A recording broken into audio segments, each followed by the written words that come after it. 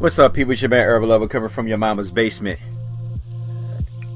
Sipping on some chocolate milk. I try to make a video in my freaking car, man. With that freaking camera, I'm done with that camera. I'm just about to break the piece of crap, but I'm trying to hold on. I'm trying to hold on to the camera, but I can't hold on too long. Anyway, the Lakers played the Atlanta Hawks. I tweeted that this should be an easy victory for them.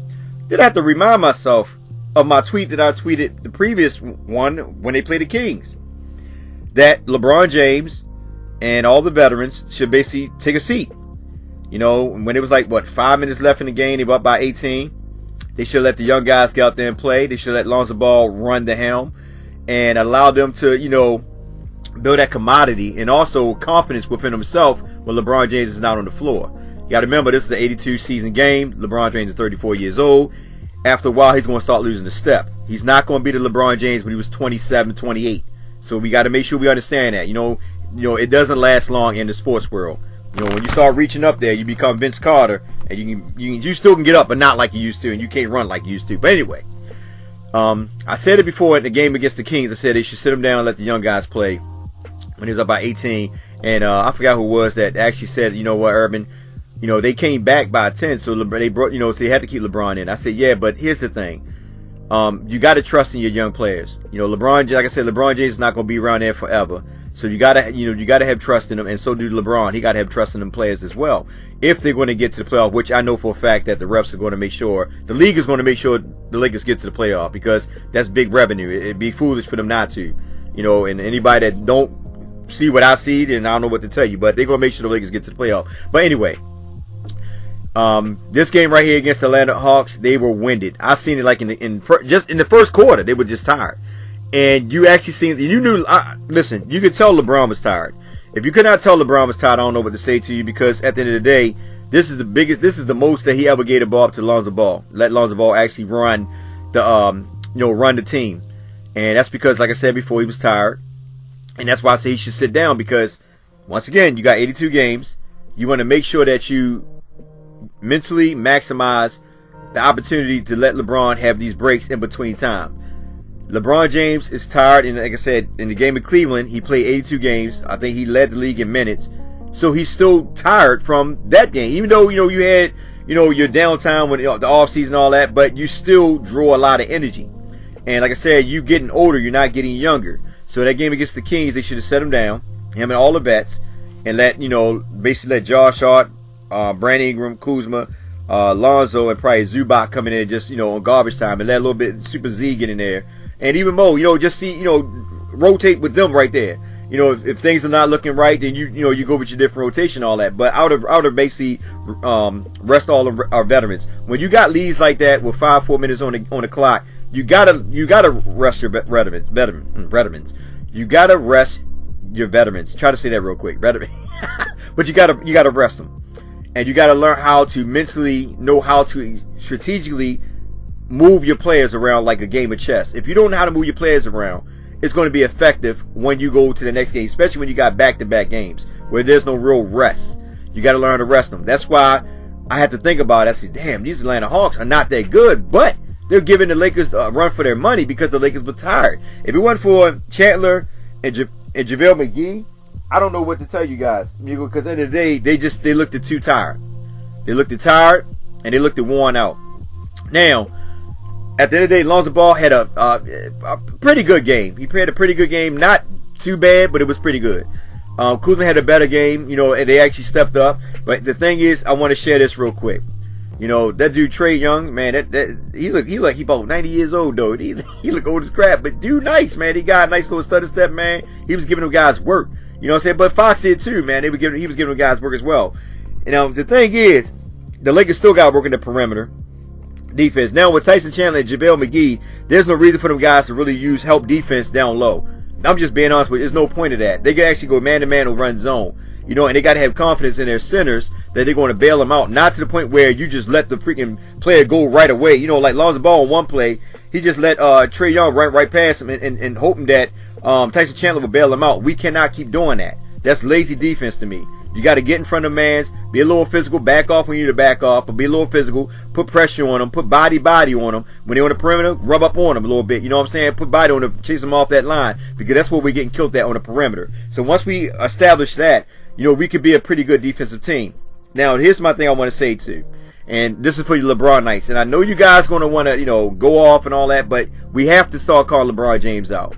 Once again, the ball was in LeBron James' hand with a minute something left. LeBron James, when Atlanta made a little run to come back, remember, they beat Atlanta by what, 12, 13, something like that? They made a little comeback, whatever. And we put the ball in LeBron James' hand again.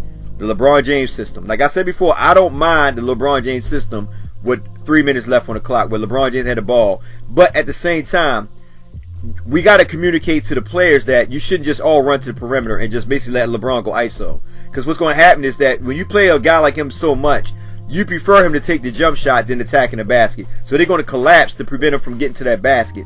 When they do that, LeBron James don't have that footing like he used to.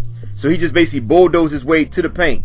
But he's going to get most of them calls. The biggest problem is, I'm thinking LeBron James don't have confidence in himself when they attack the basket. And this is the main reason why you're seeing LeBron James taking those damn three-pointers from almost from beyond the arc when he cannot hit him. He's not a pure shooter like that. I know somebody might say, well, if he hit him, you'll be happy. I don't care if he hit him or not. The point is, I don't want him as a big dude, 250 pound, relying on the three-pointer. Attack the basket. Draw the foul. You a superstar. They're going to call it for you. Period. They're going at the last minute, if you don't make the, let's put it like this.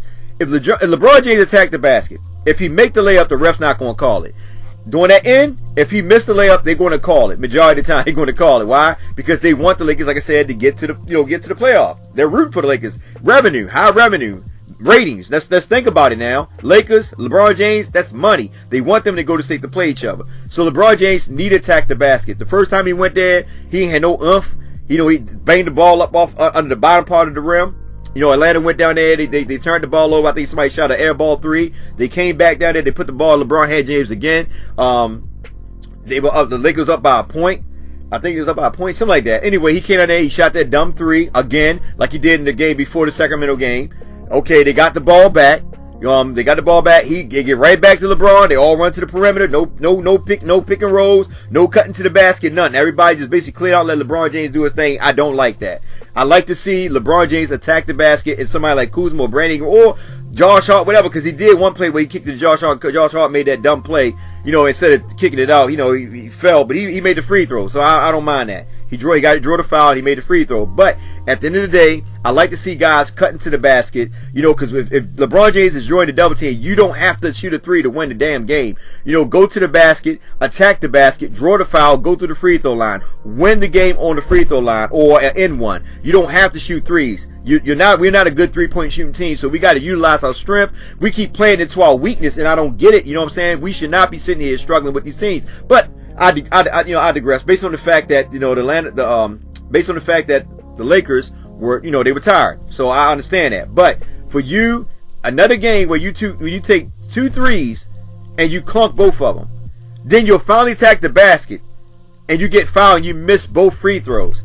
So Atlanta gave you the opportunity to win the game on 3 different occasions. It should not came down to Tyson Chandler blocking Trey Young's shot, for us to win the game. We should not be going through that. If we putting the ball in the leader's hand, he gotta finish. Straight up, he gotta hit them free throws, he gotta finish. This is the main reason why when fans come out and criticize Kuzma, Brandon Ingram, Lonzo Ball, and you don't want to criticize LeBron James, I have a problem with that. Because LeBron James is the star. These guys are still learning. They're developing. And LeBron James is their mentor. So you are as good as your mentor is. He got to hit those free throws. He gotta want the ball. I'm not comparing him to Kobe, but in those situations like that with Kobe and Michael Jordan, those 2 guys wanted the ball. LeBron James does not look like he wants the ball. That's why I look at it. And the reason why I say that, because you go back in that game when they played against the Dallas Mavericks, when everybody said that LeBron James disappeared in that fourth quarter in the last 4 or 5 minutes, that's because he prefers somebody like Dwayne Wade or Chris Bosh to have the ball. Why? Especially Dwayne Wade, because Dwayne Wade, he has that fire where he wants to go to the line. And Dwayne Wade is not a good free throw shooter, but Dwayne Wade does not mind putting the team on his back. And I'm not saying that LeBron James does not mind putting the team on his back, but at the same time, as you can see it, this guy will shoot threes instead of attacking the basket when he's 250 pounds, 6'8", and he should be attacking the basket. Somebody gonna say, well, Urban, they collapse on him. He can't get through there. They do that all the time. He still get to the paint. Let's be real. I mean, it'd be 2 or 3 guys. Well, how many times where he bowled over like 2 or 3 guys in Atlanta, knocking them over, and still got to the basket. They still called a foul in Atlanta when he bowled them over. Let's be real. He's gonna get those calls, man. All you gotta do is attack the basket. Like I said before, all they gotta do is rotate, backdoor cuts, pick and rolls. They can run some type of play scheme. So when they do collapse with LeBron James, somebody cutting to the basket and getting an easy layup, it's not that complicated, man. But we gotta run a better scheme in the last couple minutes when the game is on the line. We should not come down there where LeBron James is clunking 2 freaking 3-pointers and then going to the basket, attacking the basket, and missing free throws. The exact same play before the game against the Kings. I forgot what game it was, but the exact same play did the exact same thing. Nothing changed. So we got to change that. And LeBron James got to break that. He got to get out that mental lapse and want that ball and want to attack the basket. Stop selling for them threes. You're too big dog. Go to that basket, take that basket, and let them guys foul you. Go to the free throw and go there with confidence that you're going to knock it down. You know what I mean? Because at the end of the day, that's why I said before the media and these LeBron fans and everybody else try to come on the Lakers young youth and say, oh, they garbage, this and that, you got to look at your leader as well. If your leader's failing, so does your tribe. That's how it goes. If the chief is falling, the tribe fall with him.